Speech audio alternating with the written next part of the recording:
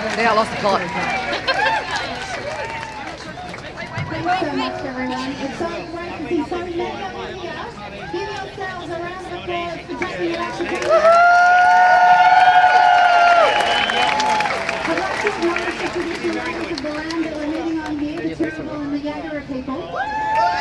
And their other past and present. But, of course, in Tony Abbott's world, the traditional owners are all on income management because apparently they don't know how to manage their own money.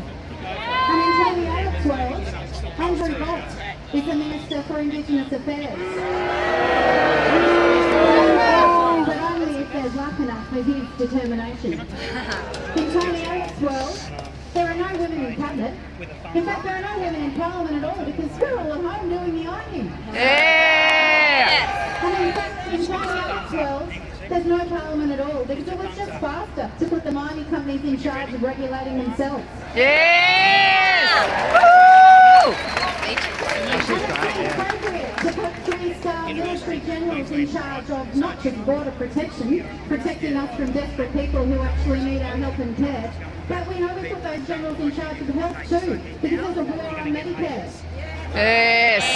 And in Tony Abbott's world, we've bulldozed the forests, but then we're getting in the way of the coal mines. And the cows and the hotels. And the Great Barrier Reef, well, we just blew it up. He was getting in the way of the coal ships. Yes! Tony Abbott's world is like a horror version of the 1950s. Is that the world you want? No! It's not the world the Greens want either.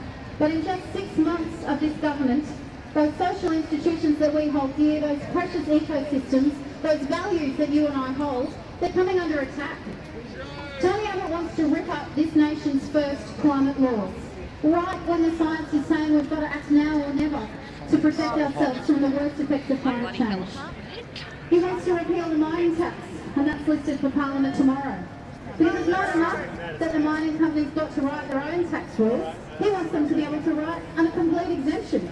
Yeah! He's trashing the Great Barrier Reef, and he's approved the world's largest coal port in the Great Barrier Reef. That's somewhat aptly named Abbott's Point. Yes! He wants to make it more expensive for people to go to the doctor. Because apparently it's fun to go to the doctor and you don't just go there when you're sick, you just go there to hang out because you've got nothing better to do. Must be those people on welfare hanging out at the doctor, congregating in gangs. Hey! So let's have a welfare review, he says. A welfare review, because evidently poor people, they're just pretending to be poor. And they're really dangerous. And they probably ride motorbikes. So let's get them off the couch and get them into the bush. To work in the Green Army. A Green Army that will be paid below the minimum wage and exempt from workplace health and safety laws. Yeah! The list goes on. A climate skeptic in charge of the Renewable Energy Target Review. A commission of audits to look at cutting government spending, headed by none other than the actual head of the big end of town, the former head of the Business Council of Australia. But they don't have to wait for the Commission of Cuts to cut the funding for the Environmental Defender's Office. They're helping people challenge government decisions and stand up for the environment and the common good. So they must be really bad people. And those unions that represent workers, they must be really bad people as well. So let's have a witch hunt, a royal commission into the fact that they're standing up for workers' rights.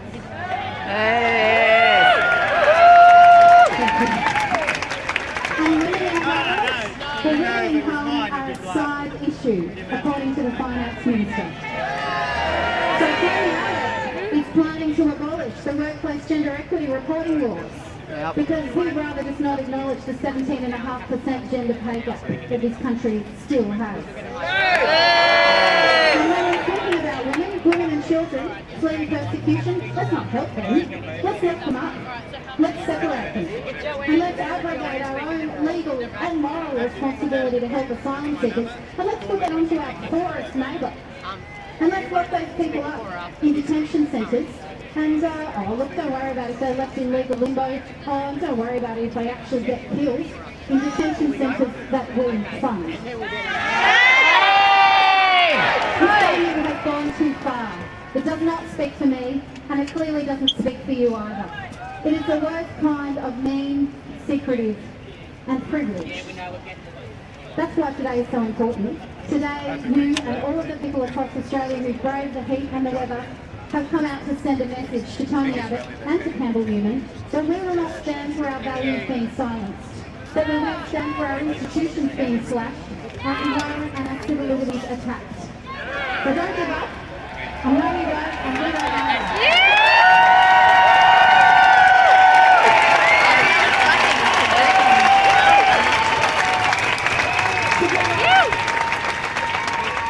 Together, let's consign Tony Abbott and Campbell Newman to the dustbin of political history.